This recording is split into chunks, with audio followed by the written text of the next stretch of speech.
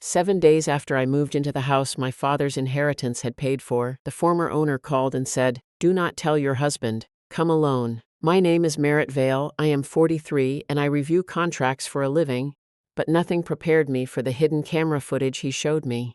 My husband and his mother were discussing a secret authorization page, a $165,000 home equity line, and the basement suite she planned to move into. By Monday night, they thought I would sign page 14.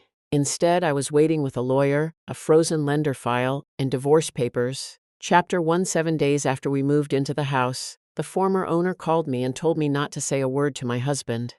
I was standing in the kitchen with one of our wedding plates in my hands. The afternoon light came through the windows above the sink, catching the thin silver line around the rim. Gavin and I had received 12 of those plates when we married in June of 2014. Most of them had spent the next 11 years wrapped in paper because none of our apartments had enough cabinet space. Now we had space. The Colonial in Westerville had 4 bedrooms, 3 bathrooms, an unfinished basement, and a porch that wrapped around the front like an open pair of arms. It had been built in 1996, but the floors were solid and the small backyard had enough sunlight for tomatoes and hydrangeas. The purchase price was $612,000. We had closed on August 29th, then spent 5 weeks painting and replacing the upstairs flooring. We carried in our first boxes on October 6th. The call came exactly 7 days later. Walter Haynes sounded different from the careful, soft-spoken man I remembered from the final walkthrough. He was 74, a retired electrical systems engineer, and had lived in the house for more than 30 years. "Merritt," he said, "I need you to listen before you ask me anything." My fingers tightened around the plate. "What happened?" "I saw something you need to know." "Do not tell Gavin," I called. "Come alone." Through the kitchen doorway, I could see my husband standing on a stepladder in the living room. Gavin was 46 and still moved with the confidence that had first attracted me to him. He was a sales director at Apex Surgical Systems, the kind of man who could walk into a crowded room and make everyone believe he belonged there. His mother stood beneath him, directing the placement of a framed wedding portrait. "A little higher," Loretta said. "Everyone in the family should be able to see it." It was a photograph of Gavin's parents on their wedding day. His father had been dead for almost a decade, but Loretta still carried herself like the center of every room he had once occupied. She had been at our house almost every day since we moved in. I turned away from the doorway. "Where are you, Walter?" "At my place in Worthington. 18 minutes from you, maybe 20 with traffic." I looked back at Gavin. He smiled at something Loretta said and shifted the frame half an inch to the left. I told Walter I would come. Then I ended the call and stood there holding the plate that had survived 11 years of moves, storage units, and rented kitchens. The house had been my idea, but the money behind it had come from my father. Alan Vale taught chemistry at Northgate High School from 1983 until he retired in 2017. He died later that year at 68. After taxes, estate costs, and the sale of his small house, I inherited about $418,000. I kept it separate. Gavin had suggested more than once that we combine everything, but I could never do it. The money did not feel like income. It felt like 34 years of early mornings, lab reports, worn dress shoes, and a man who had packed the same turkey sandwich for lunch almost every day. When we bought the Westerville house, I used $286,000 of that inheritance for the down payment and closing costs. The remaining mortgage was about $326,000. Both the mortgage and the deed were in my name. At closing, Gavin signed a release of dower interest after Franklin Title and Escrow explained that the property was being purchased primarily with my separately documented inheritance. The title officer advised me to keep every bank statement, estate record, and transfer receipt. My father would have approved. He had 3 rules about paperwork: never sign what you do not understand, always keep your own copy, and anyone worthy of your trust will not become angry when you ask a question. I had followed those rules at work. As a senior contract compliance manager at Northbridge Commercial Insurance, I reviewed agreements, authorization clauses, supporting documents, and signs of fraud. At home, I had relaxed. Gavin paid the recurring bills. He scheduled maintenance, handled the car insurance, and dealt with service companies. I still had access to every account, but over the years I had accepted his offer to manage the administrative details. I had never believed he might use that arrangement against me. I carried the plate to the cabinet and forced myself to move normally. I need to run back to the paint store, I said. Gavin looked down from the ladder. Tonight? They are only holding the order until closing. Can it not wait until the weekend? I shrugged. I already paid for it. Loretta watched me from beside the fireplace. She was 69, retired from property management, and had a way of studying people that made ordinary conversations feel like interviews. You have been running yourself ragged over this place, she said. I smiled. I will be back soon. On the drive to Worthington, I tried to invent harmless explanations. Maybe Walter had seen Gavin and Loretta talking to a contractor. Maybe they were arranging a surprise. Maybe the camera had the wrong date. I was still looking for excuses when Walter opened his front door. His new house was a small one-story ranch with a narrow hallway and no stairs. He led me to a dining table where a laptop was already open. Before you watch this, he said, I need to explain how I got it. Walter told me about the camera behind the living room bookshelf. He had installed the system years earlier for his wife Evelyn, a public librarian who often stayed home alone while he traveled for work. Before selling the house, he transferred almost every smart home device to my account. One older camera remained tied to his cloud storage because it ran on a separate circuit and did not appear on the newer dashboard. 3 days earlier, the system sent him a storage alert. He opened the account expecting old footage. Then he saw a timestamp recorded after the sale. I did not keep watching once I understood it was your house, he said. I watched enough to know you should see it. How did you know the woman was Gavin's mother? She came to the final walkthrough, and he calls her mom in the recording. Walter turned the laptop toward me. The video had been recorded Friday night, October 10th. While I was still at Northbridge finishing the quarterly audit, the image was clear. Gavin stood near the fireplace. Loretta was beside the bookshelf, only a few feet from the hidden camera.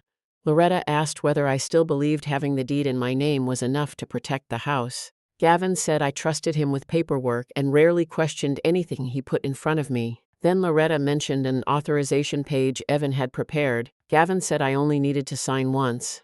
After that, he would not have to involve me in every transaction. Loretta lowered her voice and said she could not let the situation with her townhouse continue into 2026. Neither of them said they planned to steal the house. They did not have to. They knew the deed was mine. They knew they needed my signature.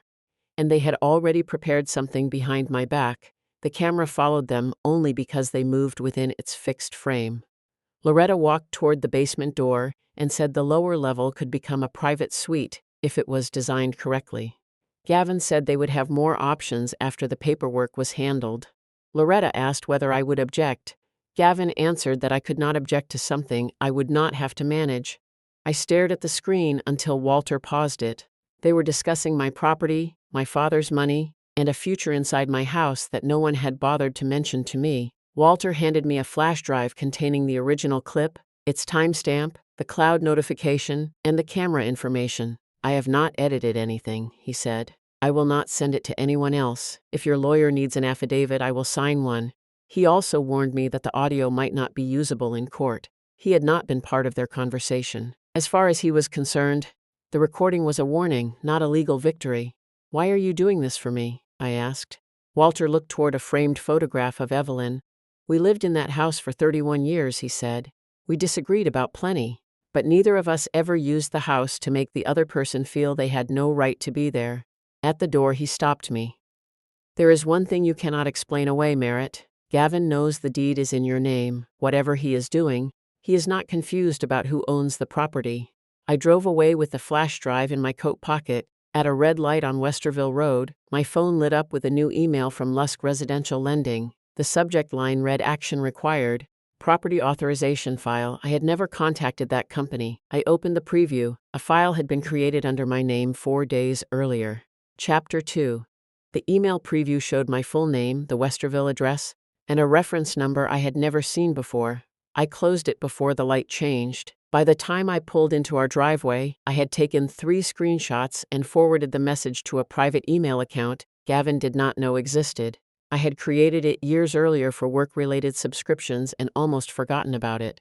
That night, it became the first place in my life that still felt entirely mine. Gavin met me in the kitchen. How did the paint exchange go? They were out of the shade I wanted. He looked mildly annoyed, as if the inconvenience belonged to him, You drove all the way over there for nothing? I did. Loretta stood near the pantry with several cans lined up across the counter. She had moved the baking supplies to a lower shelf and placed the coffee, tea, and cereal at eye level. This arrangement makes more sense, she said. An older person should not have to bend down every time she needs something. She paused. I mean, an older person visiting the house. Her correction came too quickly. I looked at the open pantry, then at her. I liked it the way it was. Loretta smiled as though I had made a joke. You are still learning how the house works. I wanted to tell her it was my house, and I was not learning anything about it from her. Instead, I put my purse on the counter and asked whether either of them wanted dinner. That night, I waited until Gavin was watching television before I locked myself in the upstairs bathroom and opened the lender email. The message came from Evan Lusk at Lusk Residential Lending. It said a preliminary home equity file had been created for my property. The proposed credit line was $165,000. The application was incomplete. It still required direct owner verification, lender approval, a notarized signature, and a limited property power of attorney. The attached explanation also stated that any power of attorney used for later real estate documents would have to be accepted and properly recorded before it could be relied upon. One signature would not transfer my house that night, but one signature could give Gavin the authority to keep moving forward without bringing me into every step. I downloaded the attachment without clicking any links inside it. Then I saved the file, recorded the case number, and took screenshots of every page. My hands were steady while I worked. They did not start shaking until I heard Gavin walk down the hall. He tried the bathroom door. You okay in there? Just getting ready for bed. You have been in there a while. I had a headache. He stood outside for another few seconds, then walked away. The next morning, I arrived at Northbridge before most of the office lights were on. Denise Cole found me at my desk just after 8. She was 52, had worked beside me for 9 years, and could recognize trouble before most people had finished denying it. You look terrible, she said. Thank you. I mean it with affection. I reached into my bag and handed her a sealed envelope. Can you keep this in your locked cabinet? Denise did not take it immediately. Do I need to know what is inside? A flash drive, some screenshots, and a timeline. Is this about work? No, her expression changed. Is Gavin hurting you? Not physically. That was not exactly my question. I looked toward the aisle between our cubicles. No one was close enough to hear. I do not know how much I can explain yet. Denise took the envelope. If you feel like evidence has to live somewhere outside your house, this is already more serious than a normal marital disagreement. At lunch, we sat in a small conference room and checked my credit report. A soft inquiry from Midstate Community Bank had been created on October 9th. It had not opened a loan. It had not lowered my credit score. It did not prove money had been approved. But someone had started a process using my financial information 4 days before Walter called me. I placed a temporary freeze on my credit. Denise watched me close the browser. Are you telling Gavin? No, good. It was the first time anyone had said that to me without hesitation.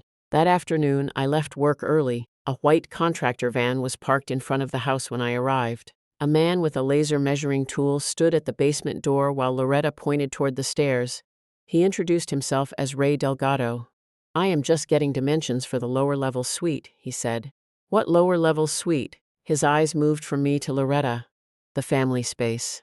Loretta folded her arms. Ray is only preparing an estimate. There is no need to make this dramatic. Ray looked uncomfortable. Mrs. Mercer said she and her son were preparing the space for family. I am Mrs. Vale, I said, and I am the only person on the deed. Ray lowered the measuring tool. I was told she was one of the owners. She is not. Loretta's face tightened. I never said I own the house. Ray looked at her, then back at me. You said your son and you were making the decisions. Loretta stepped forward. That is not what I meant. I asked Ray to stop the estimate and send me every message he had received about the project. I will, he said, and I apologize. I should have verified ownership. He handed me his business card and left. Loretta waited until the van disappeared. You embarrassed me in front of a contractor. You scheduled work in my house without asking me. It was only an estimate. For a suite I did not know existed. She picked up her purse. You are becoming very territorial.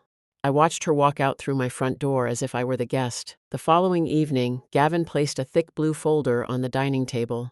This should make things easier, he said. I looked at the label on the front. What is it? A post-closing property administration package. That sounds important. It sounds more important than it is. Loretta entered from the kitchen carrying 3 wine glasses. I had not heard her arrive. Gavin opened the folder and turned the first few pages toward me. It lets me handle routine lender issues, supplemental paperwork, and future property matters without dragging you into every call. I thought the closing was finished. It is. This is about efficiency afterward. Loretta set down the glasses. I already arranged for Carla Nguyen to come Monday evening. She is a mobile notary. Very professional. You scheduled a notary before I agreed to sign? Gavin gave me the patient smile he used with difficult clients. You read contracts all day, Merritt. You know this is standard paperwork. Then you will not mind if I read all of it. He laughed. You always take paperwork more seriously than the people who write it. It is my job, and this is me trying to give you less work at home. I carried the folder upstairs. Gavin went to sleep before 11. I waited another hour, then took the documents into the guest room and photographed every page. The first pages were written in harmless administrative language. They referred to correspondence, servicing requests, document retrieval, and property-related communications. Page 14 was different. The title read Limited Property Power of Attorney. It named Gavin Mercer as my authorized representative for certain matters involving home equity lending, liens, supplemental refinancing documents, and later papers connected to an approved property file. It required my signature. It required notarization. It required lender acceptance. And if Gavin later used it for additional real estate documents, it would have to be recorded through the proper county process. It did not hand him my house in a single step. It gave him a key to a series of locked doors. On the final page, I found Evan Lusk's name and the same case number from the email. My email address was correct. The verification phone number belonged to Gavin. The secondary mailing address was Loretta's townhouse. Attached to the file was an internal note. Initial plan disbursement, approximately $118,000. Purpose, family debt consolidation and property improvements. Gavin and I did not have $118,000 in family debt. I photographed the note twice. The next morning, Ray sent me the text thread Loretta had given him permission to use for scheduling. One message said they needed the basement suite completed before she was forced to put the townhouse on the market. Another said Gavin would have authority to manage the financing once the paperwork was complete. I laid everything across my desk: the lender email, the soft credit inquiry, page 14, the $118,000 disbursement, Ray's messages, Gavin's phone number on my file. This was no longer a private conversation caught by an old camera. They had opened the file, they had checked my credit, they had selected a notary, and Loretta was already planning where she would live. I called the office of Naomi Feldman, a real estate attorney whose name appeared in our company's outside counsel directory. When the receptionist asked what the matter involved, I looked at the photograph of page 14 on my screen. I need to know what my husband can do with my house if I sign this document. Chapter 3. The receptionist went quiet for half a second, then asked whether I could come in that afternoon. Naomi Feldman's office sat in a 2-story brick building a few blocks from the Franklin County Courthouse. There was nothing polished or theatrical about it. No marble lobby, no wall of awards. Just framed plats, county maps, and shelves packed with title files. Naomi was 57, with short silver-streaked hair and the kind of direct expression that made excuses feel useless. She closed her office door and pointed to the chair across from her desk. Start at the beginning. I laid everything out in front of her. Walter's flash drive, the screenshots from Evan Lusk, the soft inquiry from Midstate Community Bank, Ray Delgado's messages, the deed, mortgage documents, closing file, and the records tracing the money from my father's estate into the house. Naomi did not interrupt until I reached page 14, then she held up one hand. Let me see the original wording. I opened the photograph on my tablet. She read the page twice. This is not a deed transfer, she said. It does not make Gavin the owner. It does not hand him your house the second you sign it. I let out a breath I had not realized I was holding, then she continued. But that does not make it harmless. Naomi explained that Gavin could not open a home equity line, place a lien, or sign real estate documents on my behalf without proper authority. The deed and mortgage were both in my name. Gavin had signed a release of dower interest during the purchase. He could not simply walk into a bank and borrow against the house as though it belonged to him. Page 14 was designed to solve that problem. If you sign this voluntarily, it is notarized, the lender accepts it, and it is properly recorded for the transaction they want, Gavin could begin acting as your representative, Naomi said. There would still be approval steps. There would still be documents. But he could keep moving through those steps without bringing you into every conversation. So I would not lose the house that night. No, the danger is not one magical signature. The danger is a chain of authority you may not see until something has already been recorded or money has moved. She turned to the documents from Franklin Title and Escrow. Naomi confirmed that the inheritance records were clear. The down payment had come directly from the separate account holding my father's estate money. She also warned me not to assume that having my name alone on the deed would settle every issue if the marriage ended. If marital income pays the mortgage or improves the property, a court can still consider marital equity, she said. Gavin may have a legitimate claim to some contribution. That is very different from him secretly using the entire property to rescue his mother's finances. Hearing her say if the marriage ended made something inside me tighten. Until that moment, divorce had been a word hovering outside the room. Now it sat between us on the desk. Naomi inserted Walter's flash drive into an offline laptop and reviewed the video, timestamp, and metadata. The footage supports the timeline, she said. Walter can verify where it came from and that it was not altered. I would not rely on the audio as the center of your case, but we do not need to. She pointed to the lender email, the credit inquiry, and Ray's messages. These records are stronger. The camera warned you early enough to find evidence they cannot explain away. That was when I understood the real value of Walter's call. The footage did not have to win a courtroom argument.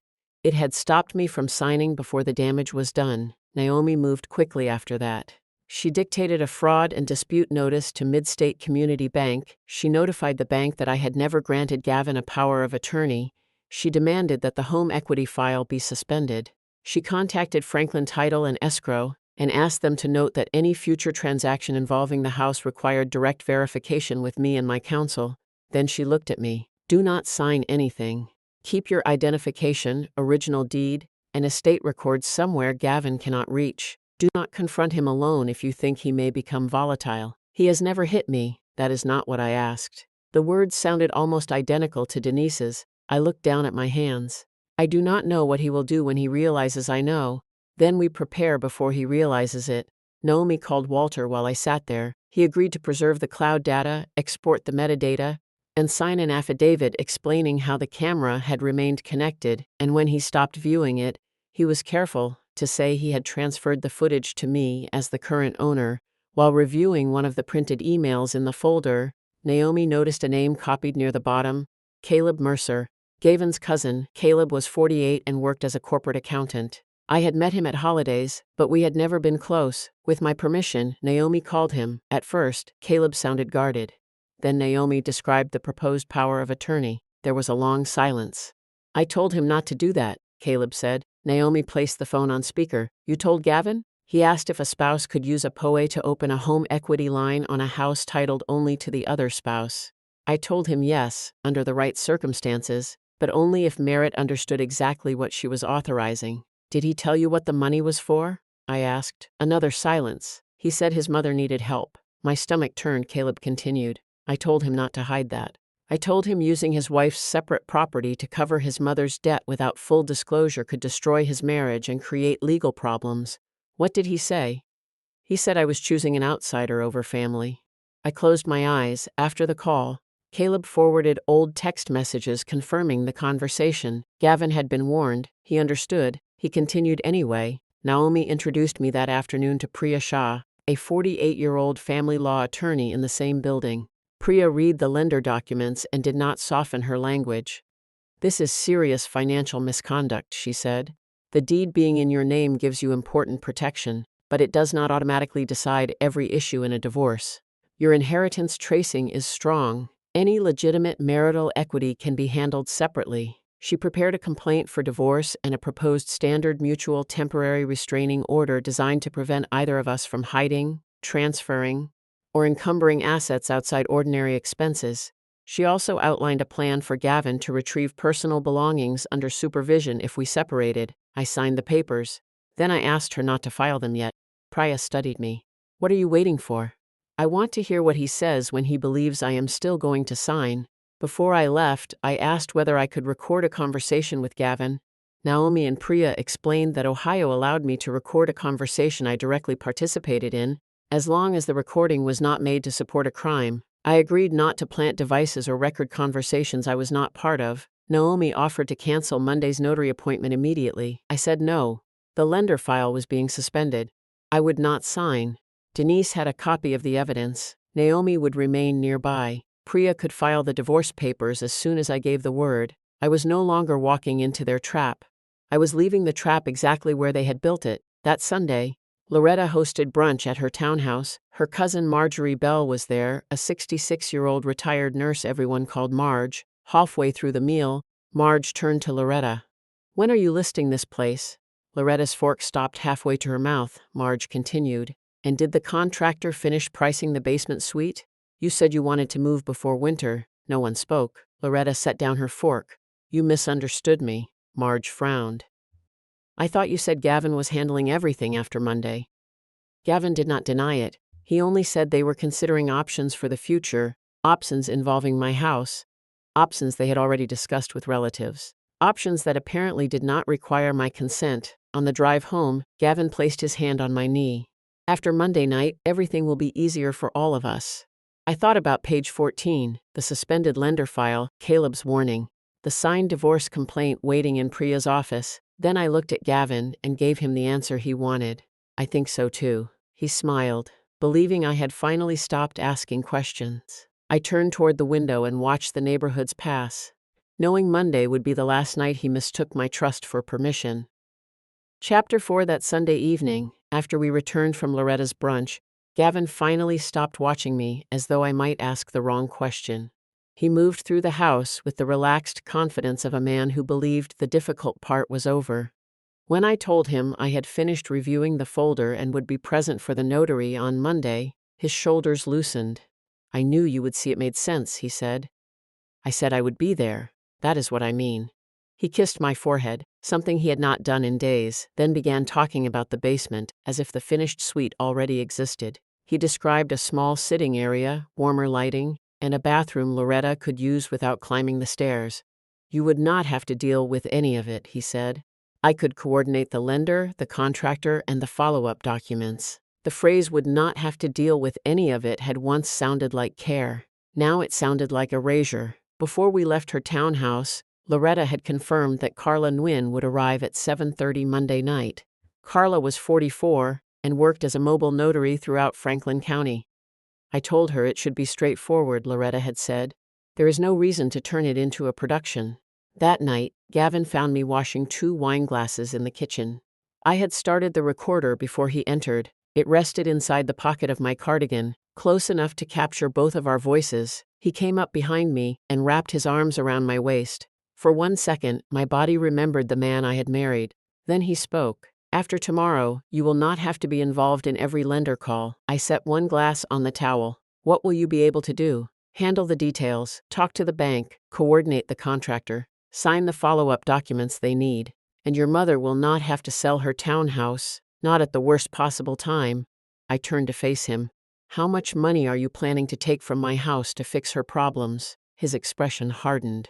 "It is family equity, Merritt, not your private money. The deed is in my name. That does not mean the house exists in a vacuum. We are married." "How much?" he exhaled. "Around $118,000. I kept my face still. "And after I sign, you can continue without me being present every time.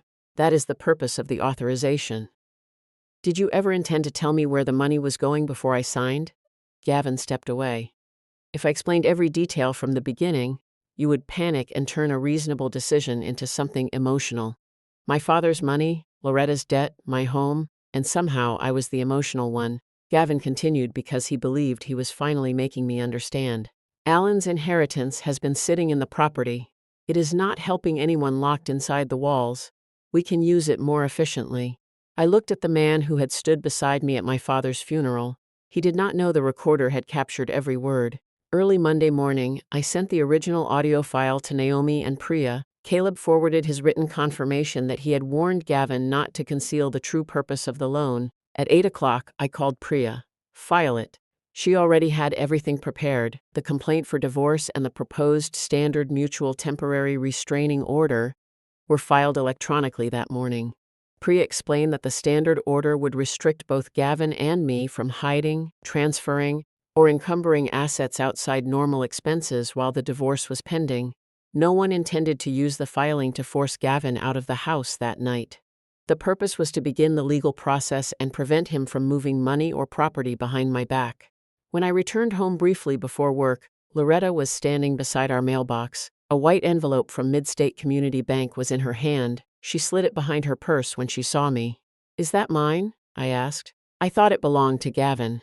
My name is printed on the front." She looked down as if the name had appeared only seconds earlier. I was bringing it inside. I held out my hand. For a moment she did not move. Then she gave me the envelope. "You have become very suspicious," she said. "I have started reading my own mail." Her mouth tightened. She left without entering the house. 20 minutes later, Gavin called. "Mom says you accused her of stealing your mail. I asked her to return an envelope with my name on it. She was helping. Why was she opening our mailbox? She was bringing the mail inside. She does not live here." The silence changed when Gavin spoke again. His voice was lower. "You have been acting strange since Friday." "What does strange mean?" "You are secretive. You question everything. You are treating me as though I am trying to cheat you.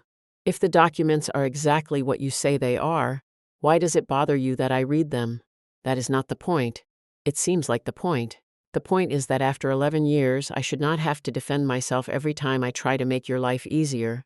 There it was again, trust used as a demand for silence. "You are turning administrative paperwork into a marriage crisis," he said. "No, Gavin.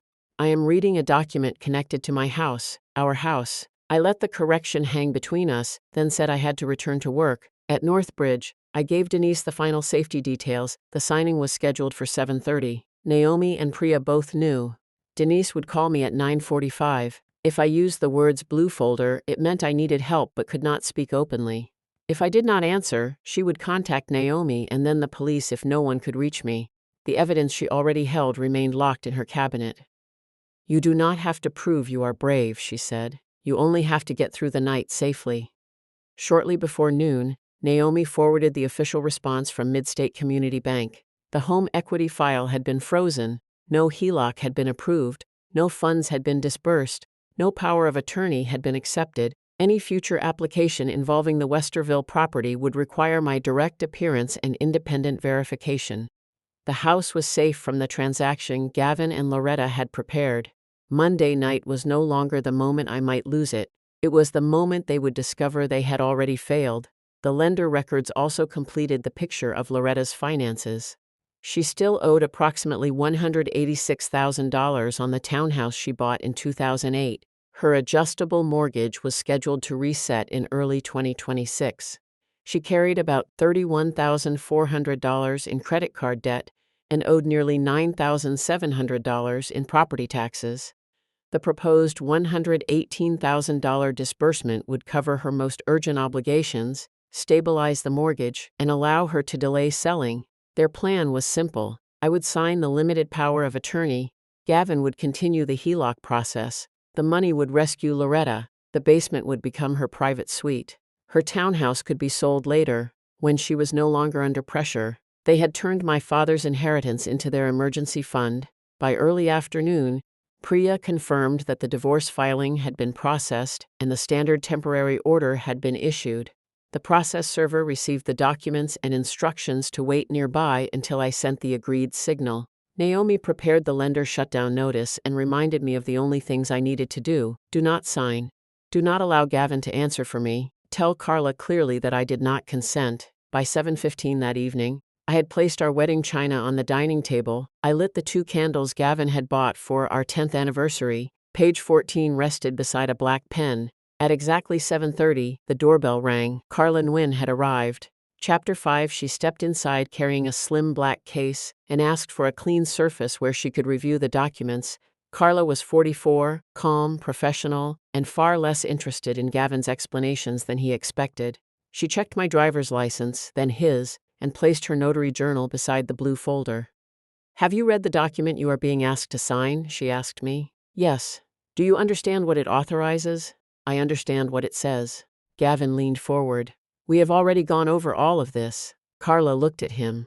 I need her to answer. Loretta sat at the far end of the table, one hand wrapped around a wine glass.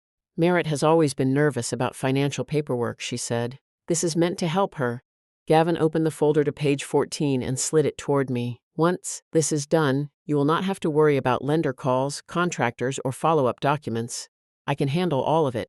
The black pen lay beside my hand. I picked it up. Loretta's shoulders relaxed. Gavin watched the tip move toward the signature line. I stopped an inch above the paper. What happens if I do not agree to sign? I asked Carla. She answered without hesitation. If you do not sign and acknowledge that you are acting voluntarily, there is nothing for me to notarize. The doorbell rang. Gavin frowned. Are you expecting someone? Yes. Naomi Feldman entered carrying a leather case. Gavin stood so quickly that his chair scraped across the floor. Why is a real estate attorney here? I set the pen down, because this was never just a family arrangement. It was a transaction involving my property. Naomi opened her case and placed several documents on the table. The limited property power of attorney, the proposed $165,000 home equity file, the initial disbursement plan for $118,000, the soft credit inquiry, the written notice from Mid-State Community Bank. The lender has suspended the file, Naomi said. No home equity line was approved, no funds were disbursed, no power of attorney was accepted or recorded. Merritt has not authorized Gavin to act for her. Carla closed her journal. Merritt is not signing, she said. My role here is finished.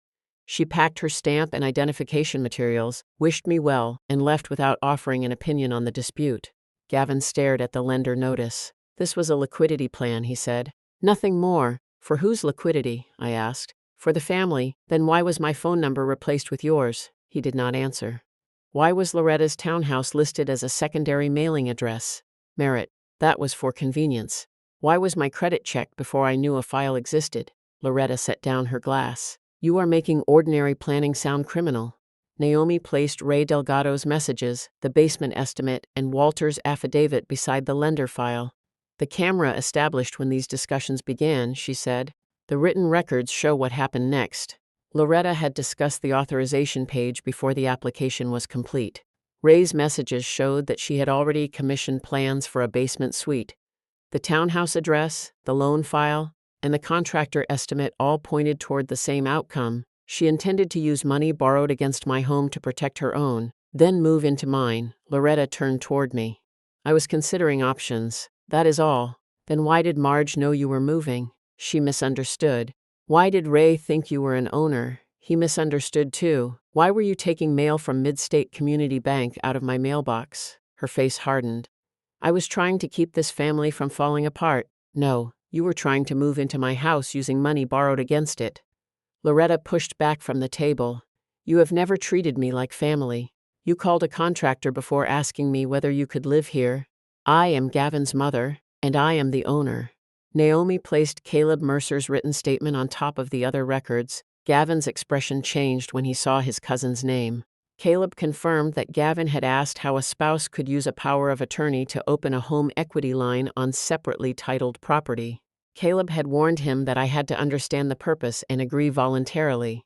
He had also warned Gavin not to hide that the money was intended for Loretta. Gavin knew exactly what he was doing. He had simply believed I would never find out in time. I placed my phone on the table and played the recording from Sunday night. Gavin's own voice filled the dining room.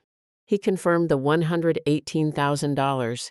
He admitted the money would protect Loretta from having to sell her townhouse. He explained that the authorization would allow him to continue without requiring me at every stage. Then came the sentence I knew I would remember longer than any other. Alan's inheritance is sitting in the property. It is not helping anyone locked inside the walls. When the recording ended, no one spoke. Gavin looked at me as if I had become someone he did not recognize. You trapped me. No.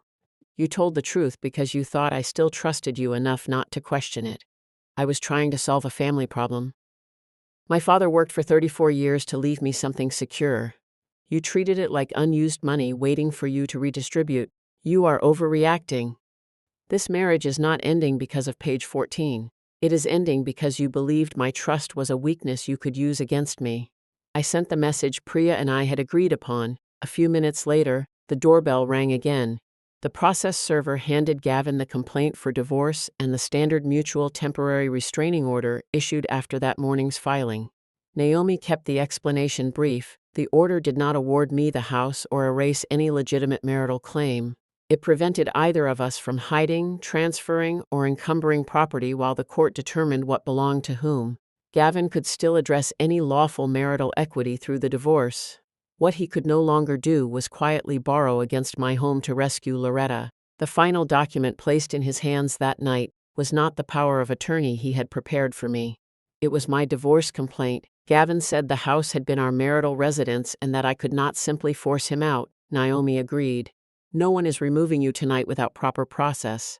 Gavin looked around the room, at Naomi, at Loretta, at the process server, at the stack of evidence beside our wedding china. Then he went upstairs and packed 2 suitcases. He chose to leave. Loretta waited near the front door. "You will regret choosing a house over your family," she said. "I did not choose a house over family. I chose not to let the two of you call exploitation family." Gavin left his key on the table and told Naomi he would stay at Loretta's townhouse while the lawyers arranged access to his remaining belongings. Priya documented his voluntary departure in writing and instructed both of us not to enter the other person's accounts or move disputed property. Once that was confirmed, I changed the keypad code and removed Gavin's access to the smart home system. I reset the passwords to my email, banking, and mortgage portal, placed security freezes with all 3 credit bureaus, reviewed my beneficiaries, and notified the bank that no one had authority to act on my behalf. The exterior locks were rekeyed after Priya confirmed the arrangement through counsel. At 9:45, Denise called. "I am safe," I told her. "He is gone." 3 months later, Midstate Community Bank permanently closed the home equity file.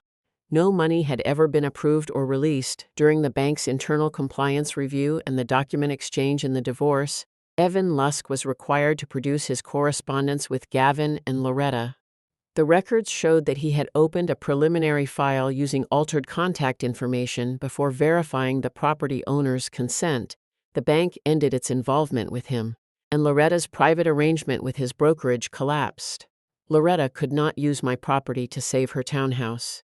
She eventually had to list it under pressure and accept less favorable terms than she had wanted. Gavin moved in with her. Without my house and my father's money holding their plan together, they began blaming each other. Loretta accused him of letting me become suspicious. Gavin blamed her for calling Ray too early and telling Marge too much. 6 months later, the divorce was nearly final. My inheritance records, deed, mortgage, release of dower interest, and closing documents gave me a strong claim to keep the house. Any legitimate marital contribution was handled separately through counsel. Gavin returned twice for the rest of his belongings, both times under supervision. Walter sent me a card in the spring. He wrote that Evelyn had always believed a house only truly belonged to someone when that person felt safe inside it. I planted tomatoes and hydrangeas along the porch. I removed the wedding portrait of Gavin's parents from the living room and replaced it with a photograph of my father standing in the Northgate High School chemistry lab during his final year of teaching. Then I removed the old camera from behind the bookshelf. The house was no longer the place where someone had planned to take my future from me. It had become what my father intended his life's work to provide. A place where I could live without anyone quietly signing away my right to feel safe. If you had been in my position, would you have confronted Gavin the moment you saw the camera footage? Or stayed silent long enough to gather everything? Tell me what you would have done, and stay with the channel for more stories about the moment quiet people finally stopped being underestimated.